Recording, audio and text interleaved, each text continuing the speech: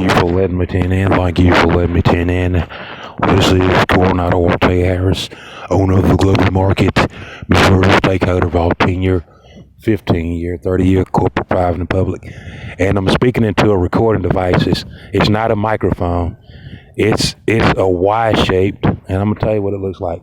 It's a triangle-shaped sound recording device. And when I tell you, it can receive all kind of footballs and stuff, footballs, basketballs, anything that looks like a flagpole is able to pick up those signals and carry it and say touchdown and all that stuff. Big buckets and what they call and I'm telling you, it's able to receive that Lombardi trophy. A lot of people are like, what's a Lombardi trophy? It's where a football is the head of the staff, and the bottom part of the staff is real wide and thick, you know what I mean? And the head of it is a football, and it's real big too, you know what I mean? I'll tell you, ladies, it's going to revolutionize talking recording devices. It's a Y-shaped recording device. It's not a microphone. And let me tell you, I love putting my face in it and talking to it, you know what I mean? And sometimes I put my golf clubs in there, whoa, baseball bats and fishing poles, slide right in there snug tight, especially those baseball bats. Those baseball bats, they slide right in there and it'd be just like a glove, putting a glove on. But nevertheless, ladies and gentlemen, this is the day that the Lord made for Alabama Auburn fans and people in the ACC and the Big Ten and the 12, not for the Jews, you know what I mean? So this day, or we call it the SEC Sabbath Day. And this is the day that Donald Trump have made for people that's retired from going to Bama games and listening to their pastor, because they caught their pastor hugging their wife on the buttocks, just like Forrest Gump when he was showing you where he got shot in the ass on TV. And there's a lot of guys that drink beer and sit in their recliner and they wait on Troy Aikman and Michael Irvin, and they wait on people that's retired from the Pittsburgh Steelers, like Dick Duckis, whatever his name, Mike Dickus, and all these people, Terry, what's his name, Bradshaw, all those old retired steel curtain guys, refrigerator Perry. You know, a lot of these guys out here, white guys and stuff, and butlers, you know, Forrest Whitaker, the African American butler, they stopped going to church when they seen their pastor was hugging their wife in a very intimate fashion, you know what I mean? Like, are you doing a colonoscopy on my wife, you know what I mean? No, he wasn't. He was trying to get as much as he could while he could at the sanctuary. Thank you for letting me tune in, lady. And on that day, your husband decided that he'd never go back to church, that he'd be a faithful lifetime fan of the NFL, you know? And for people that's talking about what happened on Saturday at college game day, he said, fuck church and fuck the pastor. He's a man just like I am. Goddamn, if I want to find out what the Lord is talking about, I can do it my damn self and open my Bible and pray. When he found this pastor's hands that was gripping his wife's hips, you know, just like Tua, when Tua broke his hip, there was a curious defensive tackle that grabbed Tua around his hips. You know what I mean? That defensive tackle was just that curious. When he put his hands around Tua's hips and tackled him, he broke his hips. Same thing happened to Nick Saban. Nick Saban had to have a hip replacement because he had some curious referees and Kirby Smarts and Lane Kiffins around there. And they just got a little too close to his hip department, and his hip couldn't take it. You know? A lot of times, that's when you need loyalty. That's when you need a good friend. You don't need Curious George behind you. You know what I mean? Man, I'm just trying to take a walk through the park. I'm not into all that funny shit. You know what I mean? And you shouldn't have to tell nobody that. It's supposed to be common courtesy. They supposed to know that. But now look at you. Because you was a nice guy and you finished last, you had to get a hip replacement. And now you might not make it to the league the way that you wanted to. You know what I mean? Yeah, you might have got drafted by the goddamn Dolphins or whatever. But that mean you're going to start? Hell no. It don't mean you're going to start. Shit. That dude goddamn from Auburn might start before you start. Jared Stidham might be the quarterback for the Dolphins. He might be the quarterback for the Patriots. It might not be a Bama player because you were a nice guy. And instead of you voicing how you really felt, you thought that everybody was decent and had common courtesy, and you found out the wrong and hard way that they not. That people are only concerned about themselves. Just like a lot of these pastors at the mega churches that have given their wives and girlfriends to me because they more concerned about the money that they've manipulated out of those purses and pocketbooks. They don't want to give it back, So guess what they told me? A lot of the pastors out here in the Tri-County and the Tri-State, they said that I could have their women and their girls and stuff because they don't want them asking them for money to help them pay for their utilities and their rent. And they don't want to give any food away out of their food pantry in the storehouse of the Lord. It's sad, but it's true, you be like, man, I can't believe that pastor loves money more than he loves the people that have sold they soul to somebody named Jesus. You know what I mean? And you find out that he is not a shepherd leading you to Jesus. He was a crony with a bogus account that was using you to build his dream house and his lake house. And now that he has that, and he see that there's turbulent times coming, and he wants you to return, the congregation wants that favor returned at least just one time. They're not asking for the last 40 years worth of donations and tithes and offerings. They just asking you during this turbulent time, during the month of April, can you help us, Pastor? And guess what he said? Hell no. Don't come here. Don't come here and don't come asking us for nothing. We shutting the doors to the church now. And if you need some money, go file for unemployment. And it's sad, but it's true. But I'm glad that Donald Trump realized how wicked people are. And guess what he's been saying for the last 72 hours? That it's time to start the economy back up.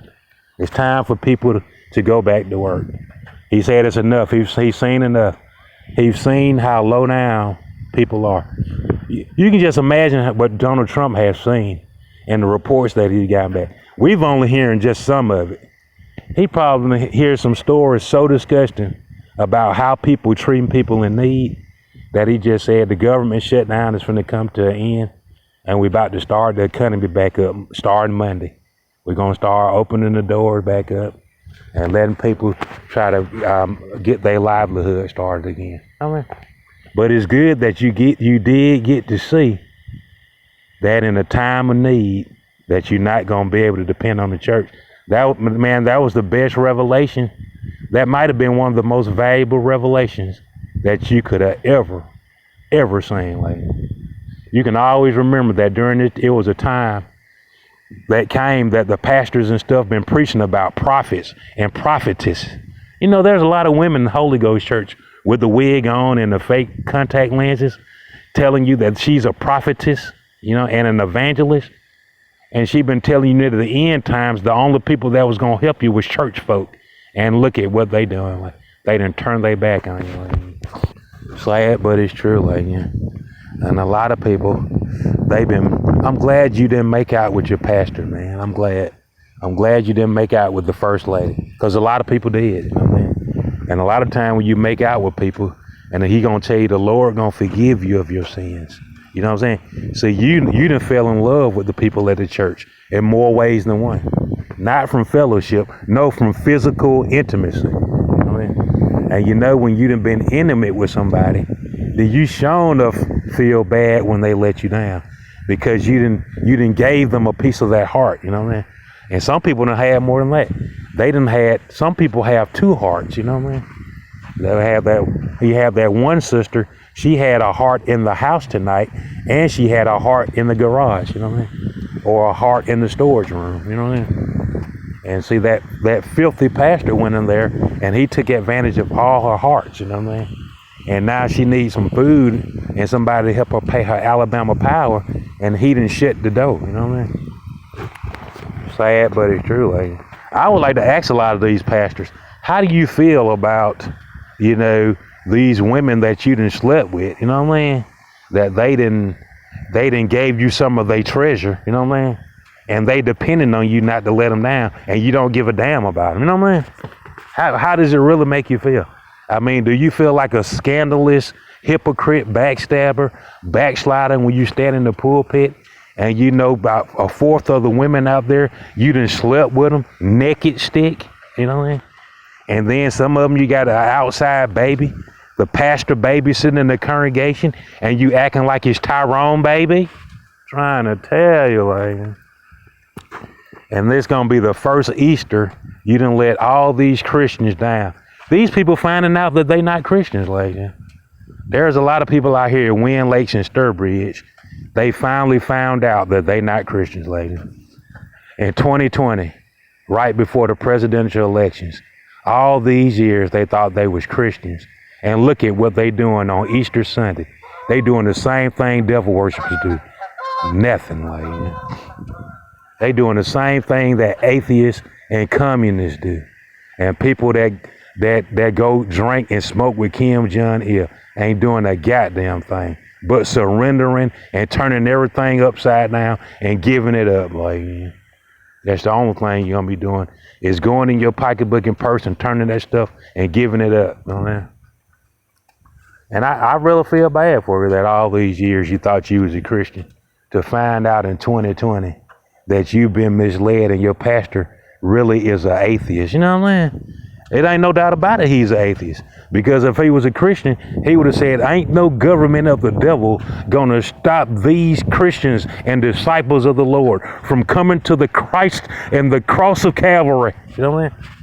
You know that big ass, fat ass white man that be up there talking about he's a prophet and be talking about the 7 seals and the 6 wraths of God's anger. Where is he at now, lady? Yeah.